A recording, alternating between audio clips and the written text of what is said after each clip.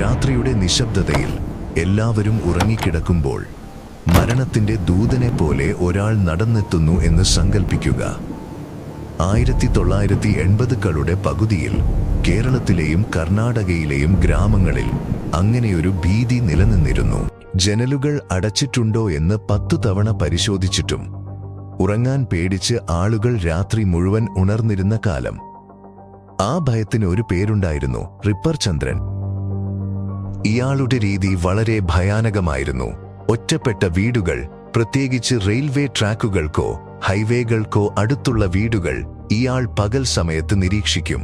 രാത്രിയാകുമ്പോൾ ആയുധവുമായി ഇയാൾ ആ വീടുകളിലേക്ക് നുഴഞ്ഞുകയറും. വീട്ടുകാർ ഗാഢനിദ്രയിലായിരിക്കും. ശബ്ദമുണ്ടാക്കാതെ കയ്യിലുള്ള ചുറ്റികയോ പിക്കാസോ ഉപയോഗിച്ച് ഉറങ്ങിക്കിടക്കുന്നവരുടെ തലക്കടിച്ച് കൊല്ലും. മരണം ഉറപ്പാക്കിയ ശേഷം മാത്രം സ്വർണവും പണവും കവർന്ന് കടന്നുകളയും. ഒന്നല്ല, രണ്ടല്ല, 14 പേരെയാണ് ചുരുങ്ങിയ മാസങ്ങൾക്കുള്ളിൽ ഇയാൾ ക്രൂരമായി കൊലപ്പെടുത്തിയത്. പോലീസിന് ഇയാളെക്കുറിച്ച് യാതൊരു തുമ്പും കിട്ടിയിരുന്നില്ല. റിപ്പർ എന്ന പേര് കേൾക്കുമ്പോഴേ ജനങ്ങൾ ഭയന്നു വിറച്ചു. ഒടുവിൽ കർണാടകയിലെ ചിക്കമഗളൂരിൽ വെച്ച് പോലീസ് ഇയാളെ വലയിലാക്കി. അയാളുടെ പേര് മുത്തുകുട്ടി ചന്ദ്രൻ. പക്ഷേ ചരിത്രം അയാളെ വിളിച്ചത് റിപ്പർ ചന്ദ്രൻ എന്നാണ്.